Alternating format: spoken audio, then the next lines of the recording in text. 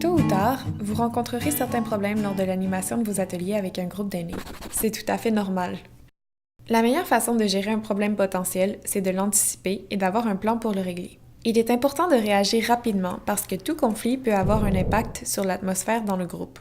Durant cette vidéo, nous allons considérer 4 situations différentes et leurs solutions. D'abord, rappelons-nous l'approche rationnelle en 4 étapes pour résoudre un problème. Ces étapes peuvent être aussi réalisées en groupe. 1. Définir et analyser le problème. 2. Faire l'inventaire des solutions. Pour 3. Prendre une décision. Et finalement 4. Mettre en place la décision.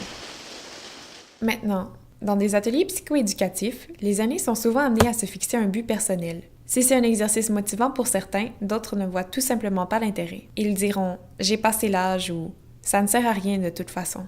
Notre premier problème est donc le refus ou la résistance à se fixer un but. Comment faire pour motiver la personne à identifier un objectif? Essayez de suggérer certaines idées de façon ouverte. Demandez-lui ce qu'elle aime faire en règle générale. Si le but est adapté au goût de la personne, il devient significatif pour elle, et c'est ce qui compte. Et puis, le but peut être changé en cours de route. Il n'y a vraiment aucun problème. N'oubliez pas de le dire, ça peut en rassurer certains. Attention par exemple à ne pas mettre trop de pression sur les participants. Si quelqu'un n'arrive simplement pas à se fixer un but, il faut l'accepter et aller à son rythme. Les ateliers devraient être une source de plaisir, pas de stress pour les participants. Pour ce qui est du groupe, il peut contenir toutes sortes de personnalités. Pensons par exemple au verbomoteur qui commencera son histoire par « Moi je me rappelle en 1952 » et qui ne sera plus arrêtable. Que faire? On peut limiter les interventions de certains en leur demandant de résumer rapidement ou instaurer des tours de parole. Mais il y a aussi le retardataire chronique, l'enthousiaste, le négatif, le timide et plusieurs autres. Comment parvenir à rassembler tout le monde dans un esprit de collaboration? Notre défi numéro 2 est la gestion des personnalités dans le groupe.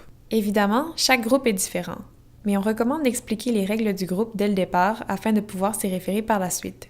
Faut-il absolument arriver à l'heure ou lever la main pour parler? Dites-le clairement. Quoi d'autre? Le temps de parole. Il faut le gérer subtilement, comme on l'a vu plus tôt.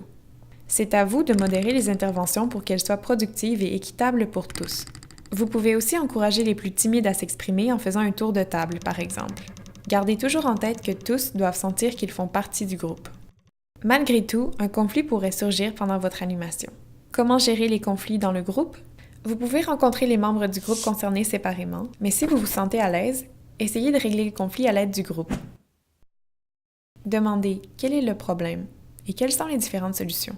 Les réponses pourraient vous surprendre, mais surtout, les solutions deviendront le consensus du groupe et une occasion d'apprentissage. Cependant, si certains participants ont des comportements déplacés, il convient de traiter la situation différemment. Prenez la personne à part et dites-lui clairement et directement le problème rencontré. Expliquez-lui les conséquences potentielles reliées à son comportement, par exemple son expulsion du groupe. Ne tolérez jamais la violence, qu'elle soit physique ou verbale. N'oubliez pas que même si des problèmes peuvent surgir pendant votre animation, il s'agit surtout d'une occasion de partager, d'apprendre et de côtoyer des personnes formidables. Pour plus d'informations, consultez le site web du CREGES, le Centre de recherche et d'expertise en gérontologie sociale.